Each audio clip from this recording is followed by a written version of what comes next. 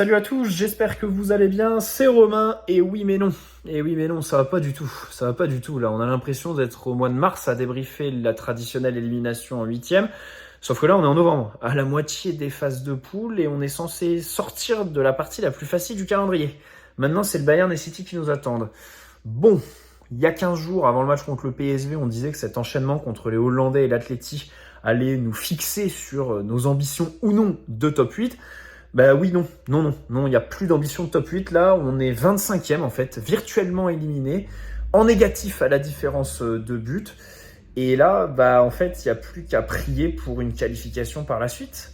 La situation est assez grave. Le match de ce soir est un braquage absolu. Bon, c'est le Cholismo, hein, on le connaît, mais franchement, on peut s'en prendre qu'à nous-mêmes. On peut s'en prendre qu'à nous-mêmes. Et ce soir, euh, je suis encore plus en colère que d'habitude parce que les occasions loupées viennent de cadre.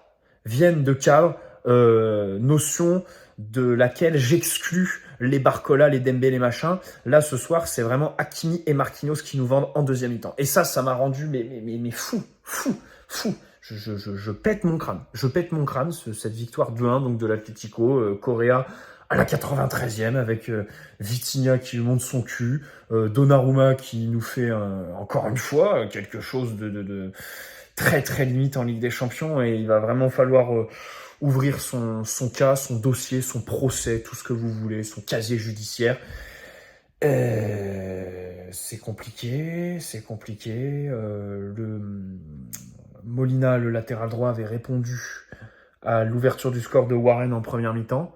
Et alors cette égalisation, pareil. Derrière, on ne prend pas un seul tir de la mi-temps.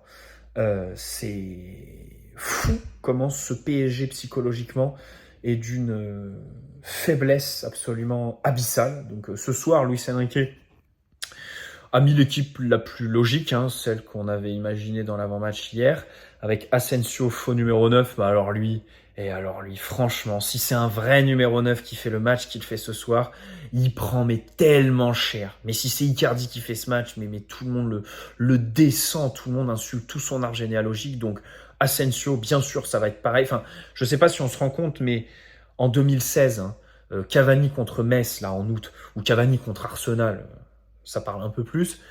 En fait, aujourd'hui, ce genre de match, c'est la norme. Et c'est banalisé. Donc c'est absolument dramatique. Je parle à chaud, mais enfin, c'est trop facile, hein, en tant que supporter du PSG, on en vient toujours à ça, mais je pense que plus que jamais, on dépend du mercato, les gars. Je suis désolé d'en revenir à ça, mais cet effectif, je vois pas de marge de progression. Je suis désolé, je vois pas de tournant dans la saison où on deviendra des tueurs devant le but. Non, on est petit, on est faible, c'est tout. Voilà, ce choix de ne pas recruter de faux numéro 9 cet été, on est en train de le payer. Ce choix au milieu de mettre trois petits avec personne qui prend le lead de ce secteur, bah c'est assez compliqué. Nuno Mendes, troisième défenseur. En plus, il te vend complètement parce que Nuno fait ce soir un match absolument cataclysmique. Avec sa teinture de gros beauf, là, c'est vraiment abyssal ce qu'il propose. Mais au-delà du but, hein. Au-delà du but, défensivement, c'est très compliqué. Et offensivement, il était plutôt bridé, à part en fin de première mi-temps quand il y a João Neves qui est venu plus bas pour le laisser monter. Mais Luis Enrique demandait à João Neves de bien monter, et ça, on va y revenir. Bon, l'entame de match, c'est 14 premières minutes jusqu'à donc l'ouverture du score de Warren est plutôt bonne, hein. Voilà, il y a des frappes, il y a pas de réelle occasion franche, parce que la frappe d'Hakimi entrée de surface, même celle de Dembélé sur le centre en retrait, c'est pas non plus des occasions très franches, mais le ballon passe proche. Celle de Dembélé plus que Hakimi, tu centres, voilà, tu centres quand tu as un faux numéro 9. Par contre, quand tu fais rentrer Randall, qui pourrait peut-être prendre un centre, comme ça a été le cas contre Lille, d'ailleurs je crois que c'est le dernier but qu'on a mis de la tête cette saison, bah t'arrêtes de centrer. Cette équipe de Gogol arrête de centrer quand il y a Randall qui rentre sur le terrain, quand on a enfin un vrai numéro 9, et bien sûr ce choix de faire rentrer Kolo Muani qui est complètement au fond du seau, peut se discuter, est discutable. Enfin voilà. Bon, c'est cataclysmique. C'est cataclysmique, je préfère en rire parce que c'est toujours les mêmes débriefs, c'est toujours la même chose. Ce soir, je trouve qu'il y a une petite innovation dans certaines prestations individuelles qui sont franchement décevantes. Euh, donc j'ai cité Nuno, Vitinha. Bon, Vitinha, on attend celui de la deuxième partie de saison dernière. Barcola. Barcola en Ligue des Champions, c'est... Je suis désolé de le reprendre. Vous savez que je le porte vraiment pas dans mon cœur, que même je l'aime pas. Mais Barcola, c'est Bambi en Ligue des Champions. Barcola, c'est Bambi. Voilà, c'est dans les 1 contre 1, il n'y a rien qui passe. Dans la surface, des choix qui sont plus que discutables. Et quand il prend la... Enfin, le tir, mais heureusement qu'il est hors jeu. Et il y a un match récemment où il a eu la même chose. Il loupe une occasion, mais c'est n'importe quoi. Et heureusement qu'il est hors jeu. Mais franchement, c'est lourd. C'est lourd. Et sur le but de l'Atlético, alors bien sûr, Nuno, c'est... Mais cette nonchalance, Nuno, il l'a depuis un certain temps. Hein, ce fait de jouer de manière décontractée, là, de ne pas jouer les duels, de se dire qu'il va couper la trajectoire, de se dire dans la surface, on ne sait même pas ce qu'il fait. On ne sait même pas s'il cherche à faire la passe ou s'il prolonge son contrôle sur le but. Mais cette facilité, je ne sais pas si elle est à mettre en lien avec son statut qui jouit d'aucune concurrence dans cet effectif. Peut-être que cette facilité est liée au fait que en fait, c'est Beraldo qui est derrière lui et forcément c'est pas sexy. Mais ce soir, en fait, je me dis quand Lucas Hernandez va revenir de blessure, et pourtant vous savez que Lucas, j'ai critiqué sa saison l'année dernière. J'ai été déçu, hein, et surtout au poste de latéral gauche. Mais en fait, si Lucas doit être titulaire dans cette équipe, c'est à la place de Nuno et pas Pacho. Alors, ça tient aussi au rôle que Luis Enrique accorde à son joueur sur ce côté gauche, mais même défensivement, Nuno a régressé là. Parce que au-delà de la défense dans sa surface où il fait les cafouillages machin, il y a plein de 1 contre 1 où il se fait avoir comme un bleu. Les passes qui sont pas assez appuyées, qui sont rendues aux adversaires. Il en fait 2 en première mi-temps qui sont scandaleuses. Mais c'est un scandale. Et on n'a pas vu Nuno faire ça. Donc c'est vrai que je suis absolument déçu, scandalisé par ce match. Pour revenir sur le but, donc voilà, c'est vrai que il est à 80% pour Nuno.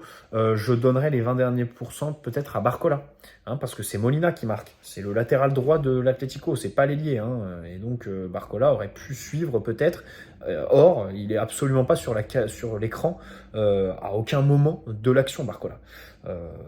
Donc voilà, même si sur la première mi-temps, il était plutôt investi au pressing. Mais bon, c'est Dembélé qui, lui par contre, quand il a vu Clément Lenglet, avec qui il s'est entraîné pendant 4 ans au Barça, il s'est dit lui, alors là, il faut absolument y aller. Et alors ce qui est intéressant, c'est ce qui a été souligné à la mi-temps sur le plateau de Canal, c'est Zahir Emery qui se met dans l'axe de passe privilégié, naturel, de l'anglais en fait. Il se met devant le receveur, le potentiel receveur, je crois que c'est Gallagher si je dis pas de bêtises,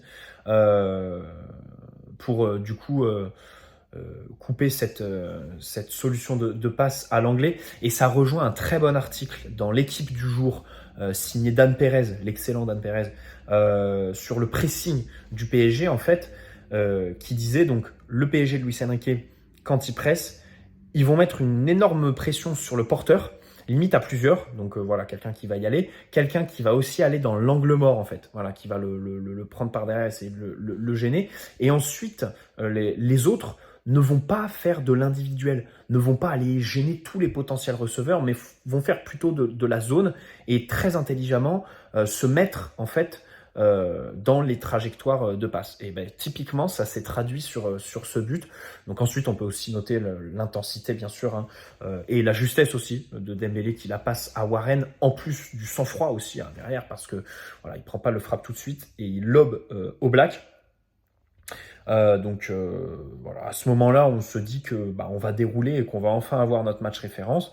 C'est sans compter donc sur cette égalisation et sur cette deuxième mi-temps typique de toutes nos mi-temps.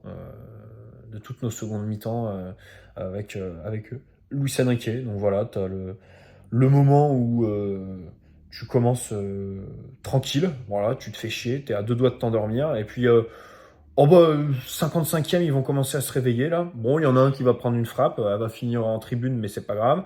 Tout le monde s'excite et ça y est, on met un petit peu de pression. Allez, des occasions franches, c'est drôle. L'équipe adverse qui commence un petit peu à fatiguer, se découvrir. Tu fais ton coaching, c'est toujours le même, hein, voilà. Doué. Ce soir il y a eu Colomani. Ce soir il y a eu Colomani. Bon, des fois tu te demandes, enfin le coaching, tu te dis, mais en fait, si tu le fais pas, c'est la même chose, quoi.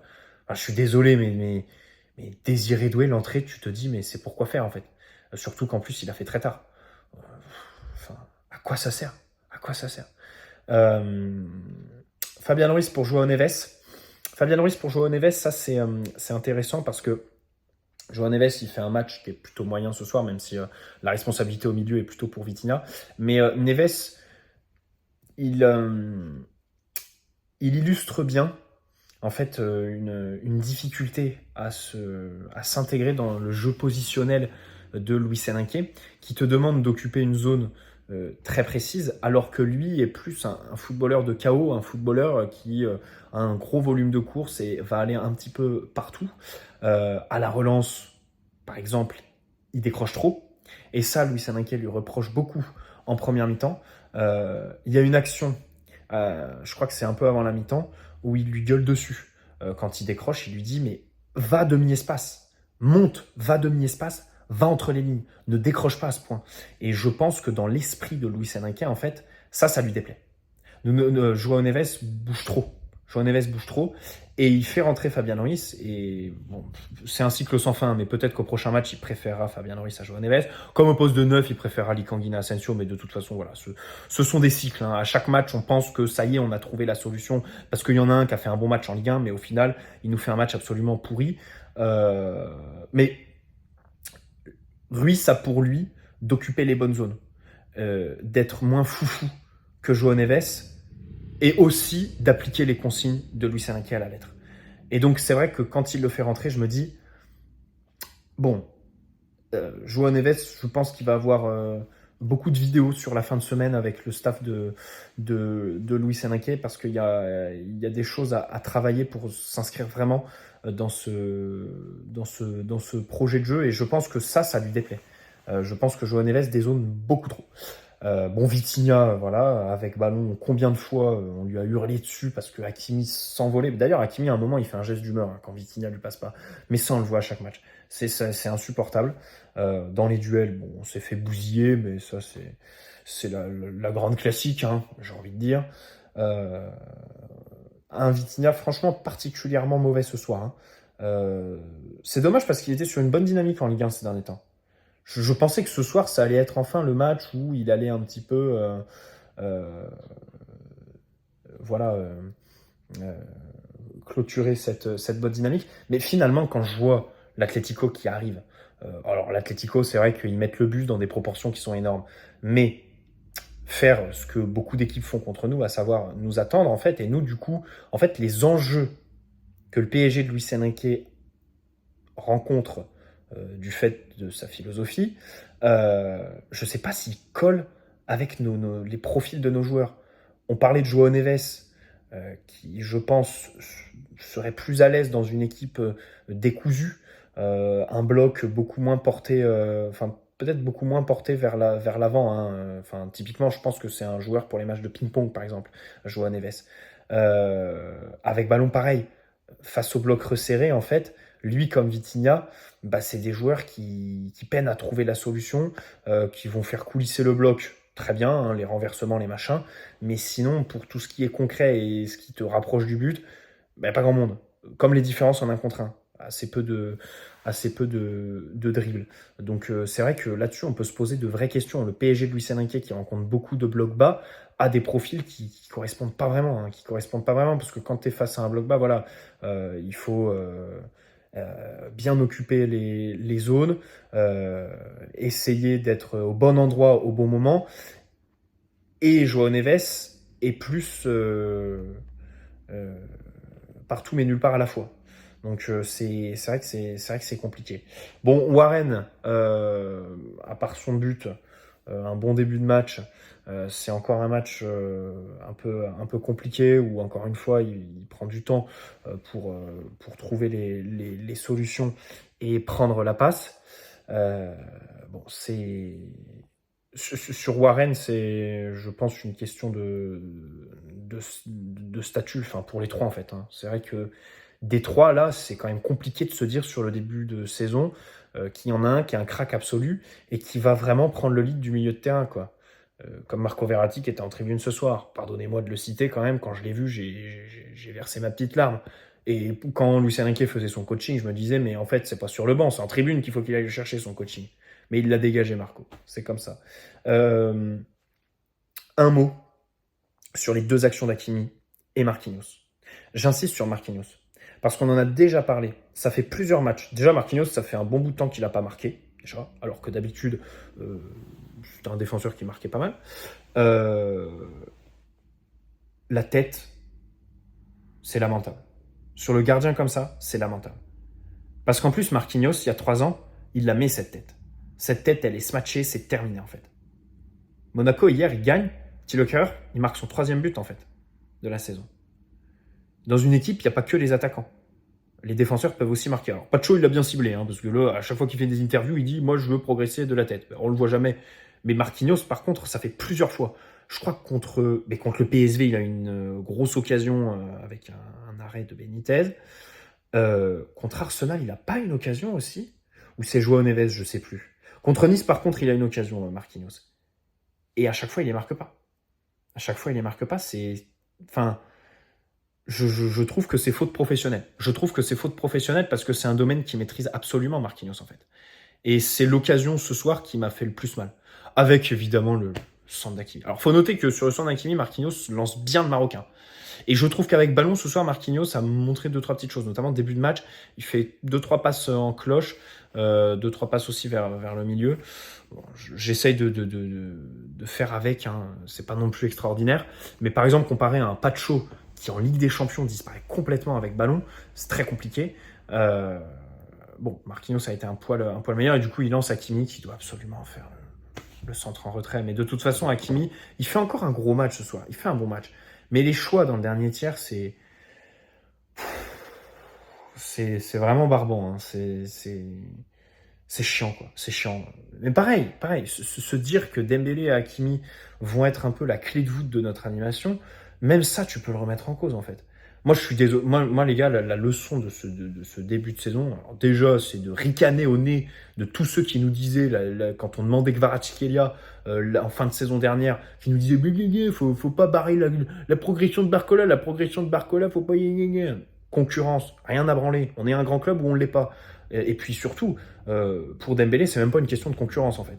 C'est que pour moi, Dembélé, alors c'est malvenu parce que ce soir, c'est pas non plus son pire match. Mais même le duo avec Hakimi est plutôt bon. Mais dans un club comme le PSG, enfin, respectons-nous, les gars. Dembélé, c'est remplaçant et ça rentre à la 65e minute. Voilà. C'est pas plus dans un club qui veut la Ligue des Champions. Et encore moins titulaire, dépositaire du jeu, machin chouette, demi-espace, truc. Après, ce soir, enfin voilà, ce soir, notamment quand il prend les solutions collectives, les passes, la passe cachée sur l'occasion hors-jeu de Barcola, la passe D, une passe pour Hakimi aussi. Il y a des bonnes passes, il y a des bons enchaînements, il y a aussi des bons débordements. C'est bien, parce qu'il reste sur un mauvais match contre Lens. Hein. Contre Lens, il loupait tout. Et là, c'est vrai que ce soir, il est un poil meilleur. Donc voilà, c'est pas le pire match de Dembélé. Et j'ai pas en tête d'occasion franche qu'il a saccagé. Donc j'ai un peu moins de ressenti contre lui. Mais je maintiens. Il faut absolument recruter un ailier droit, voilà. Et Dembélé dans une équipe qui ambitionne la Ligue des Champions, c'est absolument pas titulaire. Voilà. Barcola, peut-être, ça l'est à terme. Mais pour l'instant, c'est concurrence minimum. Et puis le poste de numéro 9, quoi, parce qu'Asensio, c'est famélique ce soir. C'est famélique. Alors, dès qu'il y a un micro-contact, il se jette dans la surface. Là, en première mi-temps, il y a un truc où il se jette comme contre le PSV en fin de match. Mais c'est tout ce qu'il fait, quoi. Une quinzaine de ballons touchés, aucun bonifié, à chaque fois en retard. En Ligue des Champions, c'est quand même compliqué, Asensio. Hein. Je sais même pas s'il a le niveau pour la Coupe d'Europe. Enfin, tous ces matchs en Ligue des Champions, il n'y en a aucun où il est au niveau. Même niveau intensité, quoi. À chaque fois, tu le traînes sur le terrain, c'est compliqué, hein. C'est compliqué. C'est vraiment... Et puis Donnarumma, bon, les gars, après le match contre Arsenal, faut quand même signaler que là, ce soir, c'est encore... Enfin voilà, t'as un arrêt à faire. T'as un arrêt à faire, tu le fais pas. C'est dramatique parce que, bien sûr que c'est un braquage de l'Atlético. Évidemment. Évidemment que ce qui est le rageant, c'est de perdre. Je veux pas faire le rageux, mais perdre contre une équipe de merde comme ça. Honnêtement, ils ont des individualités qui sont intéressantes. Honnêtement. Mais le match qu'ils font ce soir, l'animation offensive, Griezmann, le seul geste technique qui réussit, c'est pour le but. Je suis peut-être un peu dur. Il y a aussi le contrôle, là, où Habib Beye, il s'enjaille. Mais sinon, son match, euh, bon, il me fait pas regretter la retraite internationale, hein, le match de Griezmann ce soir. Hein. Et puis pour le reste, l'Atlético, enfin, ça perd 3-1 contre Lille, ça perd 4-0 contre Benfica. Voilà, c'est une équipe qui est en grande difficulté et qui se réveille contre nous, quoi. Voilà. Et on offre, enfin, au Black ce soir est potentiellement homme du match. Voilà, alors qu'hier dans l'avant-match, on disait que bon, voilà, c'est plus le gardien qu'il est, mais que le PSG a une grosse propension à faire briller des joueurs qui sont pas vraiment dans la forme de leur vie. Bon, bah voilà, ce soir, euh, on a rappelé à Oblak ce qu'il était il y a quelques années. Voilà. En tirant sur lui, hein, quasiment exclusivement. C'est ça qui est fou, quoi. C'est que le gardien n'a pas non plus des arrêts de dingue à faire. Et le PSG perd 1-2 avec 2 XG pour nous et 0,7 pour eux. Donc voilà, encore une fois, on fait perdre toute crédibilité à cette statistique parce que voilà, nous sommes une équipe de faiblards, de jeunes, de tout ce que tu veux. Et honnêtement, je pense qu'avec le recul, euh, le match en lui-même, à froid, je le relativiserai parce que dans le contenu, on a vu des choses. Et encore, je sais même pas parce que honnêtement, euh, entre l'égalisation et la 55e, 58e, il se passe énormément de temps et c'est une grosse séquence qui est bien dégueulasse. Mais franchement dégueulasse. Euh, donc, je le sais même pas. Je le sais même pas. Mais bon, là, ce soir, c'est vraiment comme je le disais, les cadres qui nous vendent. Que voulez-vous? Que voulez-vous? On va se reposer. On va regarder le match demain. Et puis, on va poster une vidéo à froid, les gars. Il n'y a plus que ça. Il y a plus que ça. Mais là, franchement, ce soir, c'est... Ah ouais, non, je finis là où j'ai commencé. Mais pour moi, c'est comme une élimination en huitième de finale, quoi.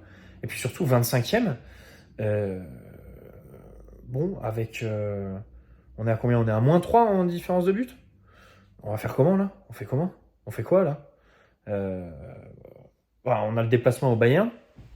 Salzbourg, bah, là, faut absolument gagner. Hein, et puis voilà, ils ont pris 4-0 contre Brest, donc normalement on gagne. Hein. Si on prend pas 3 points contre Salzbourg, je suis désolé, mais là, on abandonne, hein, on se concentre sur la Ligue 1. City, bah, on verra. Et même le déplacement à Stuttgart. Mais qui nous dit qu'on va aller chercher les 3 points à Stuttgart dans une ambiance qui nous sera hostile? Ça fait peur. Honnêtement, ce soir, j'ai peur. Un point sur les 6 qu'on devait absolument prendre contre le PSV et l'Atlético. Franchement, je savais que je n'attendais rien de la Ligue des Champions cette année. Hein. Et c'est pour ça que j'ai peut-être été trop gentil avec la direction et l'équipe sur le début de saison et sur le mercato. Parce qu'en fait, voilà, mes ambitions, mes critères sont, sont revus à la baisse parce que voilà, tu recrutes jeune et puis objectivement, tu peux pas dire que tu veux la Ligue des Champions. Euh, mais à ce point-là, non, non, non, non, non, là, c'est beaucoup trop grave. Bref, bonne nuit à tous, prenez soin de vous, et franchement, oh là là, en 2024, perdre contre l'Atlético Diego Simeone, mais je suis... avec ce plan de jeu là où chacun reçoit dans les pieds, les milieux vont s'empaler dans nos défenseurs à la relance, et puis tu jettes sur nos ailiers en leur demandant de faire des différences alors que Barcola il fait le même dribble depuis 2 ans, et que Dembélé ça passe une fois sur trois.